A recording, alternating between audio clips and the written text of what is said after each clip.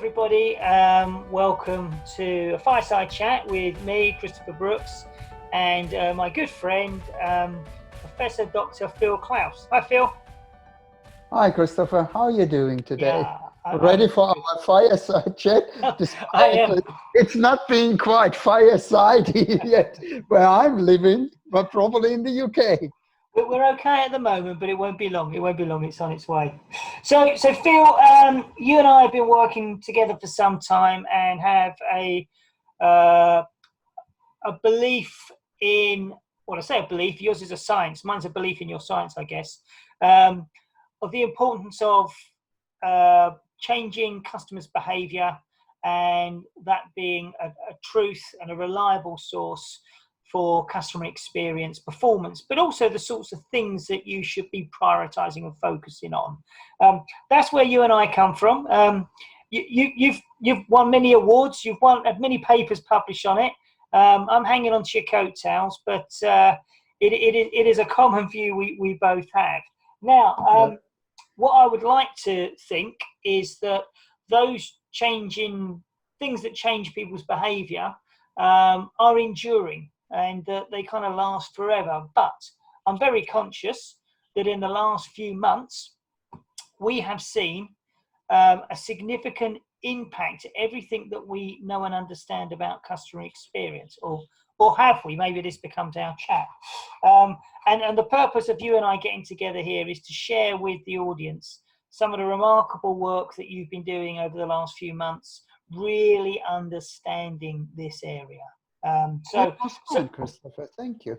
Hopefully that's the brief that you're expecting for us to have our chat about today. I hope we can meet the expectations and deliver a great experience to our readers, listeners, viewers. And the reason this is important, Phil, is that I, like many, probably have picked up on lots of commentary and comments and opinions and views on what customer experience is now and how it's changing for the future. Much of it, I have to say, is without much evidence. And the reason that I want everyone out there to be drawn into what you're going to share with us is because of the evidence that comes with it. This isn't your view or your opinion. This is your translation of evidence that you've been collecting. So we're going to talk about something called 3E, which I'll get you to unpack if I may. But before we do, can you just give us a little bit of an appreciation about the background that's gone into this piece of work?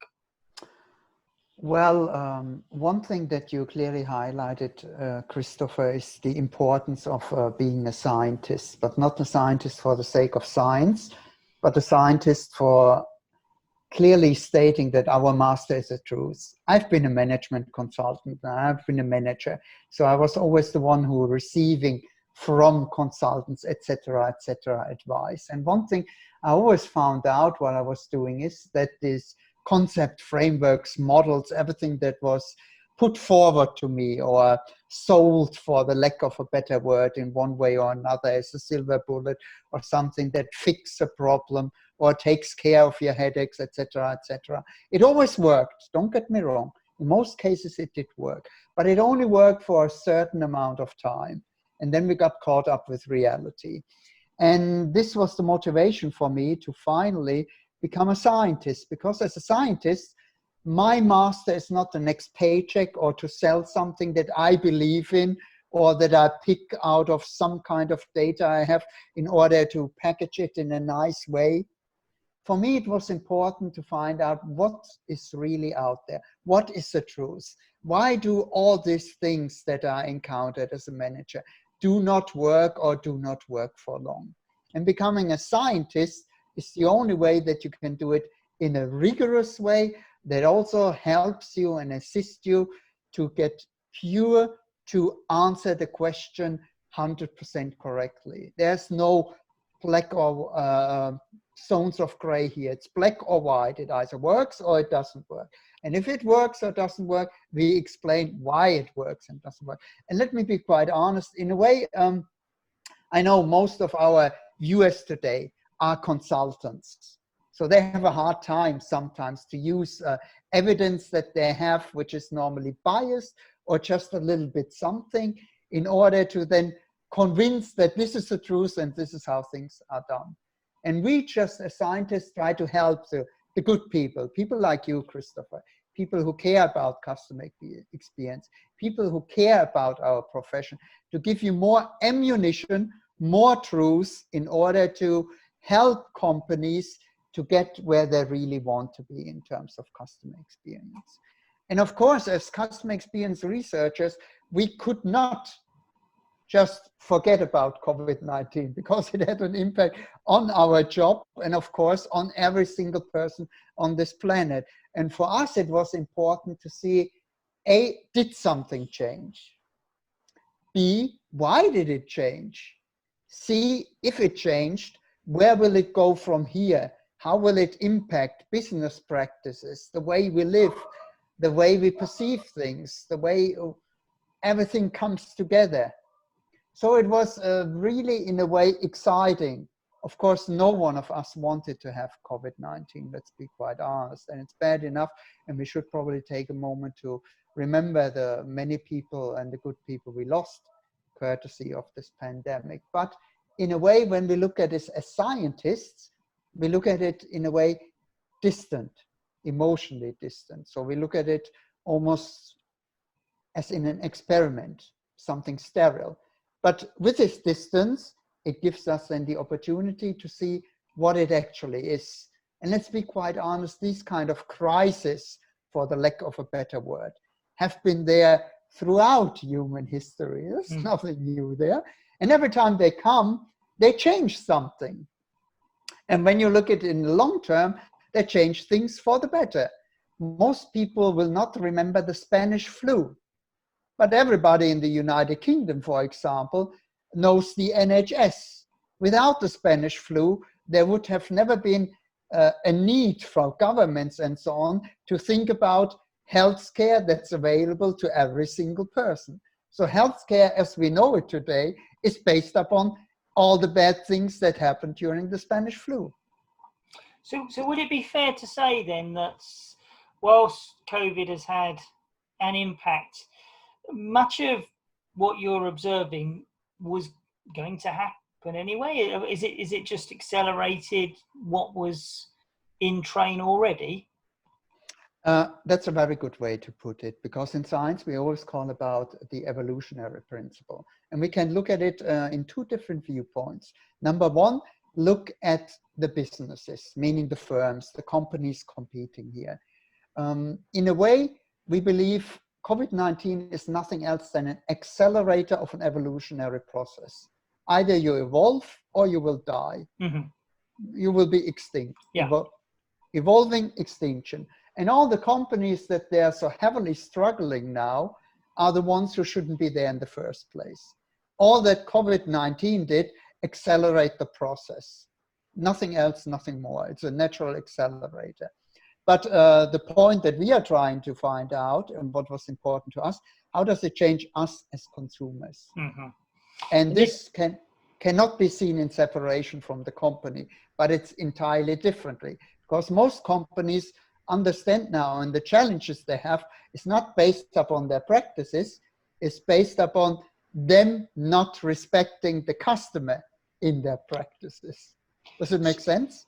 Absolutely. And I think over lockdown, the one thing that you didn't have with companies was the regularity of transactions and interactions that you were normally used to. And my observation, it's just purely my observation, was it gave us time to take stock on the relationships we had. And while this may not have been a conscious thing, I certainly know from reading your paper, the Edelman Trust Barometer showed that individuals were actually becoming more considerate of whether they would stick with companies because of the way they were behaving throughout lockdown and since. And they would consider new organizations because of the way they were positively responding to it. You talk about the mindset, so let's get into this, because you've identified 3 really significant dimension changes, the 3E. Do you want to unpack those for us? Yeah, the three E's refer in a way to the new customer experience mindset that consumers have. In a way, it's not really new. Again, it's evolving. So we cannot say it's completely new. It's an evolving mindset. Like, for example, consumers change, you change, I change. The more experience we have with a brand, it changes the way we perceive it. In the same way, this dynamic nature applies how we think about the world around us. And COVID-19 was just another variable put into the equation again to make us think about things in a different way. And the three E's refer to what's been triggered and accelerated by this crisis. And one is, of course, the way we have our emotional attachments, the importance of emotions change. They always do in the times of crisis. But if you lose beloved ones, if you're going to get locked down, literally, things will put in perspective.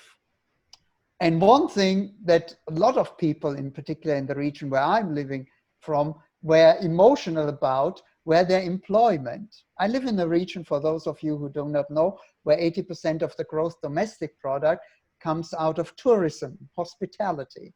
And once the lockdown started, all my neighbors who either own restaurants, beaches, everything that comes with it in terms of hospitality, were suffering badly. People couldn't go to work. And then the third one, when you look at this, so we have different emotions, can be triggered by employment, but employment plays a role, but all the expectations that it changed. Our mindset changed in terms of this is the way we want to live in the future. A kind of a wake-up call, for the lack of a better word. And one thing, again, this is where science helps out. Science, unlike consultancies, forgive me, or unlike some management knowledge, always talks about dynamics. So these things are dynamic and they evolve. And our three E's, emotions, employment, and expectation, cannot be seen in isolation. You cannot just apply TQM thinking, total quality management thinking, and say, we put it all in little pieces and then we try to manage it. It's not working this way.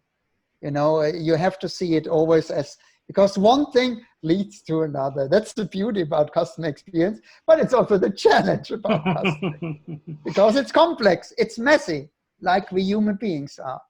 So if we dive into each of these three E's then, so yeah. I've obviously, I've read the white paper and we wrote our own kind of helpful guide for businesses called The Right Response. Which I really appreciated. Well, I mean, we got the evidence there, so it's not based on our views or a few collected articles here or there. It's based on the research you've undertaken. Yes, but for Christopher, don't sell yourself short. You make this story more compelling for the ones who want to apply it. So we work in a way perfectly together. Again, we scientists are also not in isolation. So we appreciate when people like you take it and put it to the next level. Thank you.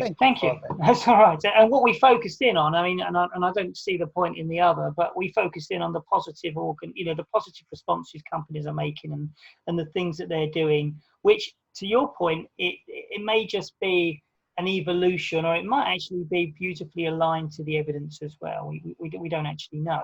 It might just be coincidental, but they do tend to be the good companies. They tend to be organizations that seem to be doing the right things. On that first dimension, then we've got the emotions and the things that we observed, and links back to your paper, is it's almost a move away from kind of hedonic pursuits and the need for distinction. Put me first. I go first. I want preference. I'm more important than you. And actually a restating and an appreciation of the ordinary. Putting the trip to Positano on hold and getting the puzzle out. Spending time rather than flying to Fiji, but feeding the family. Organizing not a skiing trip, but organizing a shopping trip. So the things that you were doing as consumers are the same in some regard, but actually the vista has changed and it's brought down. Now that has meant you've appreciated things like the National Health Service in the UK. You've appreciated the effort of homeschooling. You've appreciated, you know, DHL and Amazon drivers for what they're actually, Truck you know, drivers. It's truck drivers. You've appreciated pasta on your shelves. There's a lot more that you've never appreciated before that you've started to appreciate. Postwoman, the postman. Exactly. You know, thumbs up for the postal Things workers. we take for granted. Things normally. we take for granted.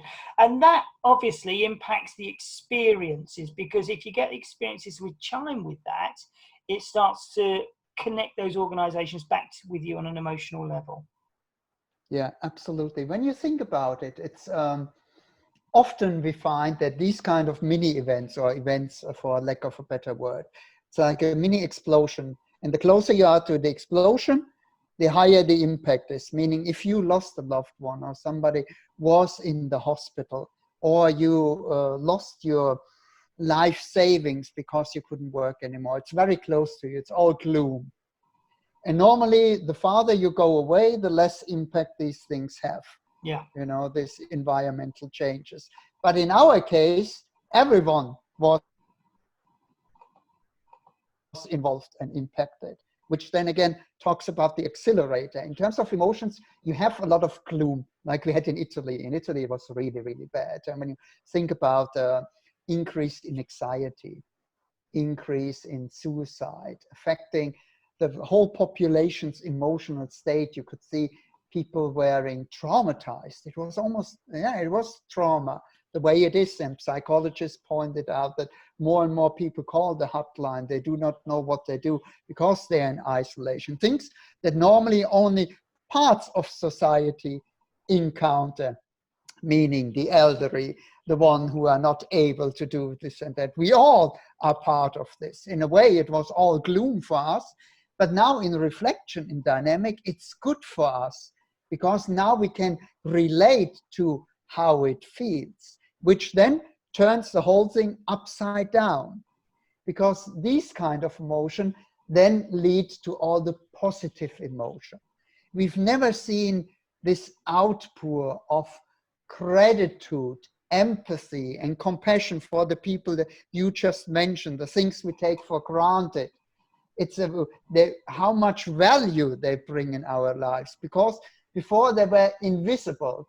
I always compare it to Wi-Fi. When it works, no one cares. Once it's down, everybody goes crazy.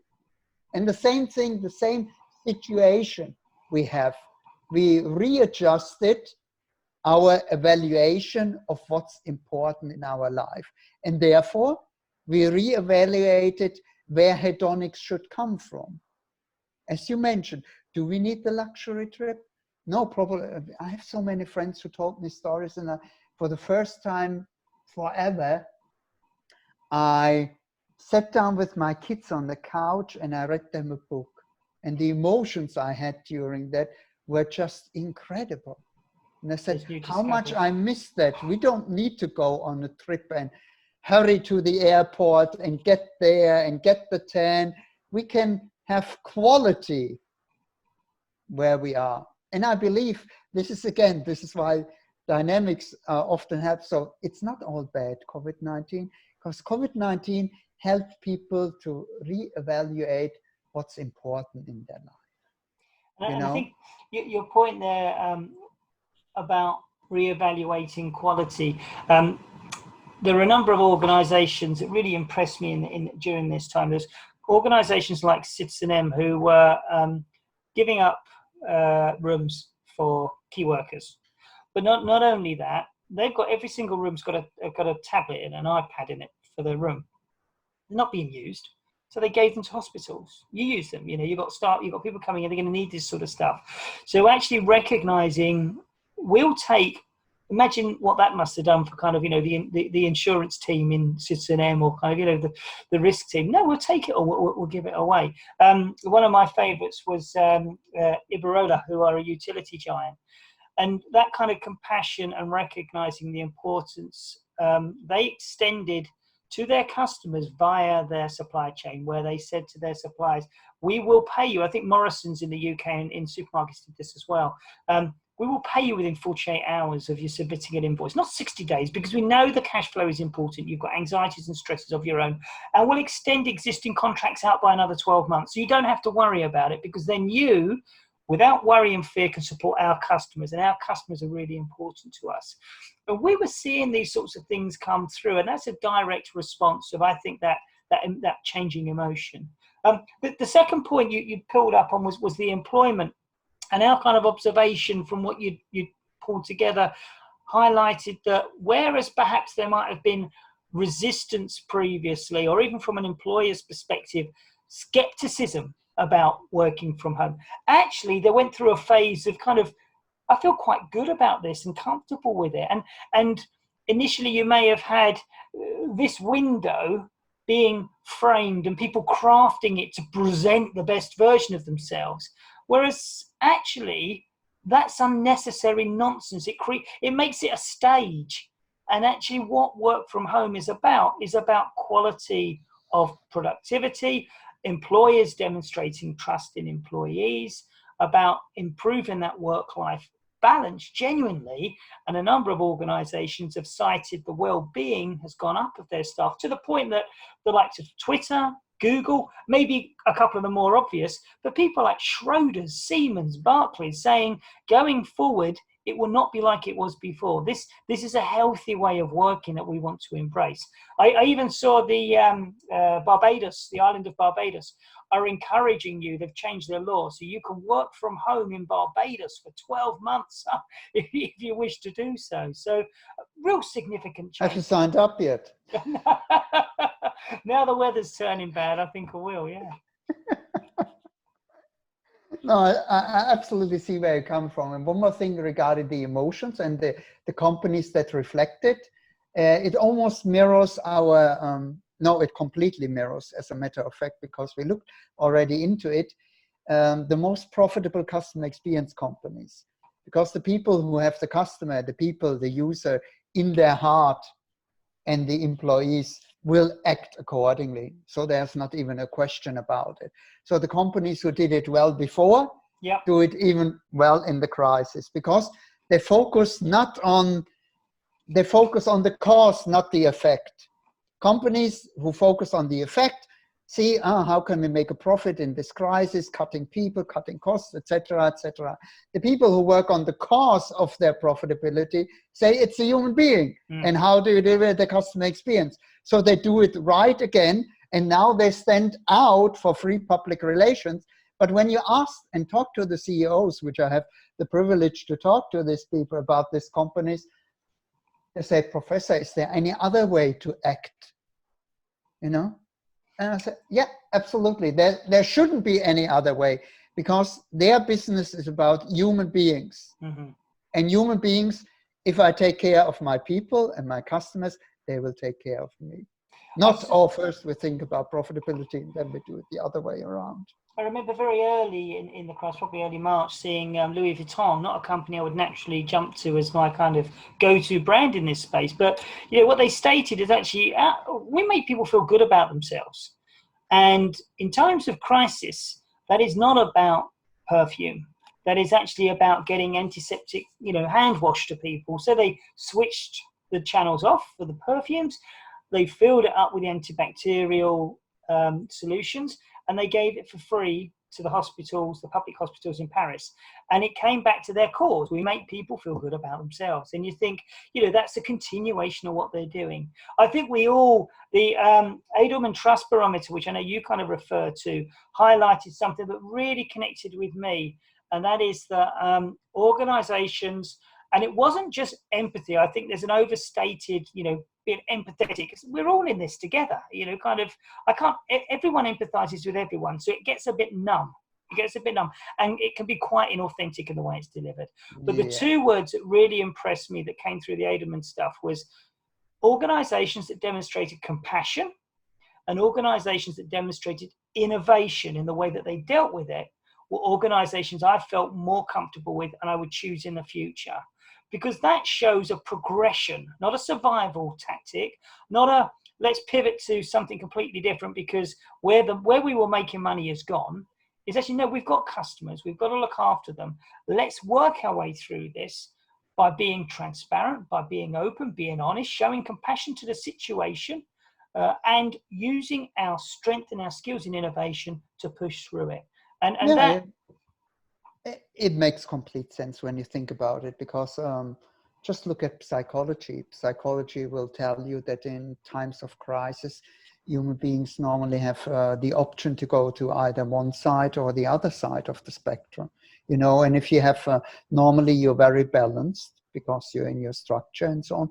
But if we will catch you off balance, you tend to go farther in the pendulum to one sure, side or the other. yeah, So you will find that people, and again, you will find people who were just following for the sakes of following. yeah, But it's human beings are far more sophisticated in order to judge if you're sincere or not than companies make us believe. You know, and I believe again that was a COVID-19 wake-up call that's been taking place there. But in terms of employment, what you mentioned is, again, now we see that things are going up and down, second wave, for example, in France or in other places where it goes up and down again. You can see two kinds of companies. Company number one says, we didn't have any other choice but have people working from home. The yeah, people normally delivered far more than the company ever expected from them to do. mm, At the moment, they have an opportunity to get them back. What do? Come back again and expose yourself to all the risk that comes with it. Because the government says there is no coronavirus. See, it stops magically at the border. It will never enter our university. And once we have more than 2 cases, then you might go back home again. This is a company where you can see they're just what we call the preservers, you know, in our customer experience typology and our employment typology, because they look just as, well, we need to adapt. And once we go back to the way we can again, then we do it the way we can again. However, there are other companies who say, we realize you worked harder, smarter, and better than ever. So why in God's name would we go back? Because it's a more sustainable thing. It costs us less healthcare. We are more in terms of you're not going to be in your car or using public transportation. So it's better for our planet. You are happier. And COVID-19, thanks God, I mean, there was always the trend to have more and more people working from home, because research from other colleagues of mine clearly showed that these are the healthier people. They have a healthier lifestyle, a healthier family, and a better environment around them. And they are more effective, more proficient, and better people to work with too. Normally, these are the people who are outstanding in terms of their contribution. So why is no one getting there? Because there was not enough evidence for it. So people were, it's new, you know, I couldn't do it. Now that they've seen it's actually better, there's no way back, because that leads then from emotions to employment, the way we feel when we're at home and when we can take a break. You know, think about it, these little things. I talk with so many colleagues. If we had a meeting and the kids came, somebody in the background and talked to you, and you're like a t-shirt like I am today, it's totally fine. Before, non-acceptable. You know, today this is life because it's our life. And companies who understand this will be the one who will be standing out, because our expectation is, I'm living better. So I'm not going back to the esprit de corps or water cooler chat just for saying 9 to 5. You can trust us. And companies who show, I don't trust these good people will go somewhere else, because the expectations of what we expect from our employer, being safe, secure. That will change, of course, with the next pandemic, or if we get a vaccination, it's not anymore that relevant. But once people experience how it is to have a better life-work balance, and it's life-work, not work-life balance, and we are more effective, more efficient, and happier people, and we save the planet, by the way, which company can truly go out there and say, no, we go back to the old places? Because not only their employees will act accordingly, but their customers would say, are you insane? Exactly. And they will have the experience that they want. So at the end of the day, there's no coming back. And this life-work balance, I think it's really important, because whilst we're dealing in this new way of working, and you say it's an accelerant, I don't want to see a polished picture. I don't want to see this crafted, because what it says is it's pretense and it's just staged. I need to see the authenticity, because I then know you're working. You're not acting, you are working. And I think that's an area that we are starting to see more and more come through communications. But to your point, I don't mind if I'm dealing with my banking representative and their kids walk through in the background. You know, I know they will be kind of very worried about data security and everything, but I know they can't see my data on their screen. I know there's limitations what I can and can't see. So I'm very comfortable with this. And this is the last point of yours about changing expectations. Obviously, the retail, the face-to-face retail exposure I have is a lot less than it used to be. My confidence in online, I talk generally, has gone up significantly. But the thing that I was really impressed that you kind of pulled in on is that whereas beforehand, customer experience, okay, and maybe, forgive me, maybe no one is doing this anymore, but it used to be put the purchaser before profit. So let's just get the customer's transactions. Let's focus our attention on there. And also then we moved on a little bit to say, well, we better involve the employee in this. So let's do some good employee experience, which will be putting people before profit. I think most companies are beyond that now, maybe not all, but most are getting there. What we get to now is that concept that actually, as an organization, you've got to have a meaningful purpose. You've got to have a reason to exist in the world today. And you've actually got to put your purpose before your profit. And you've got to consider your customers, your employees, your communities, your partners, your competition. Everyone has got to say, that is an improvement which we all benefit from. And your last E, the expectation, shows, if I'm not wrong, a recognition of those organizations being the ones that consumers will more favorably go towards. Yeah, and it comes back to the research we already did in the last 15 years. Now we call it purpose, but the people who did it right in the first place, they just keep on doing it. And we are happy and delighted that the crisis then forces other companies to do the same. You know, hallelujah, finally. It's good for all us consumers. But at the end of the day, when you think about loyalty or which one we give most of our money in terms of share of category, it will always be the people who got it right in the first place. Because when you look at the companies who are doing it right now correctly, they didn't come out of nowhere. When you look at their business practice and so on, they were already known for doing the right things. Not doing things right, but doing the right things. Yeah. There's a big difference. Most companies that follow now want to do things right, but they are just doing the right things now because somebody else told them what it is. If you need somebody else telling you what you need to do, you got some other problems, I reckon. And I think if I take an organization like IKEA, actually during lockdown said, we've got these great big car park spaces, we're not using them. So COVID testing, of course, come and use it. Or if you can't actually get to a place of worship, and this is a viable option, you're welcome to, use organized meets here. Organizations, and I think also they, in the UK, had the furlough schemes as they have in other countries as well. They were the first to put their hands up and say, take the money back. We're okay, thanks very much. We've got an online world that works okay. We'll give the money back. And those are really important experiences that we can see and say, that's an organization I want to associate with. So no longer is it a transactional experience. It is a broader brand experience. And they are still every interaction I have with the organization improves my confidence and commitment to them. I'm just not seeing a transaction that's going through it at the time.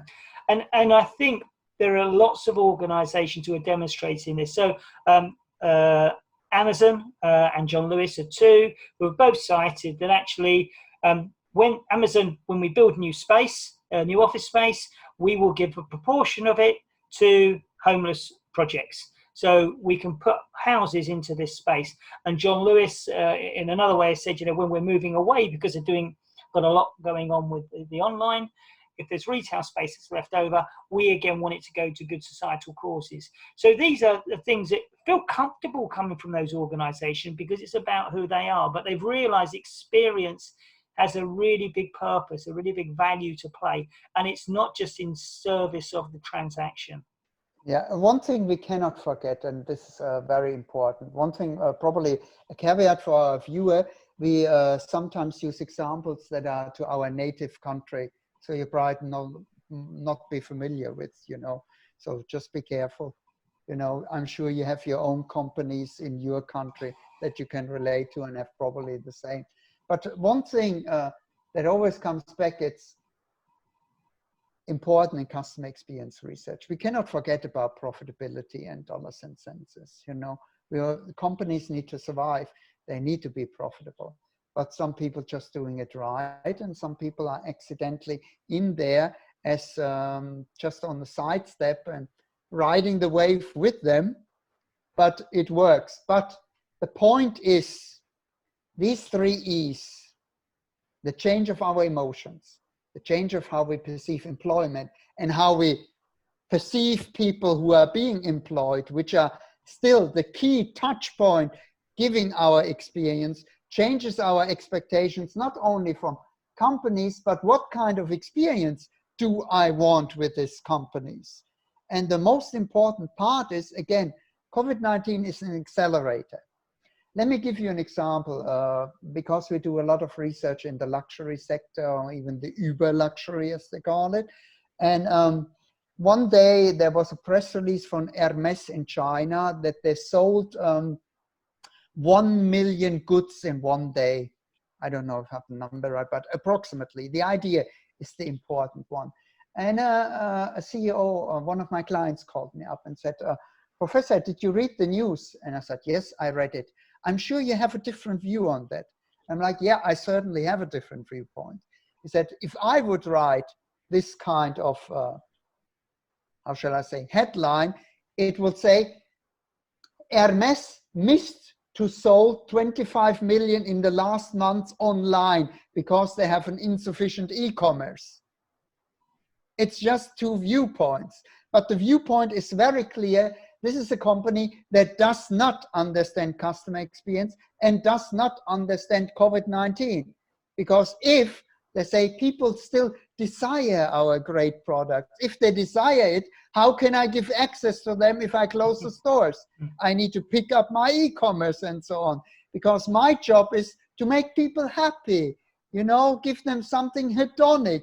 And the only way you can get this hedonism is by purchasing online, for the lack of a better word, for which part of the population that is hedonic. No judgment, But again, we expect different things. And one of the things we've seen in the last 20 years, we do research. What customers really want and what companies still do not understand in their majority is we are in control. I want to experience your product, service, and offerings when I want, where I want, and how I want it. And if you don't deliver this, you know what I do with my money? I take it to the next one who delivers, because choices are worldwide 24/7. If you still tell me, yes, but you, Christopher, have to come to my store at the time I say, to look at my people who probably look at you up and down, in order to find out that what you want is not there in your size, while you spend the whole morning to find a parking lot, to pay for this, to schedule everything so you can get there. And then if you say, we believe that's a great experience, I think you live on a different planet. So companies who do not realize that while today I might want to go into a store, but tomorrow I sit in my pajamas on the couch and scroll through my mobile phone with my fiance or whatever it is and my kids and say, we want that, but we are not going to go there and change our life just because we want to get it. No, we want to click and find out that we get a text message that says, tomorrow at this time, somebody comes by and brings it to you. We're like, hallelujah.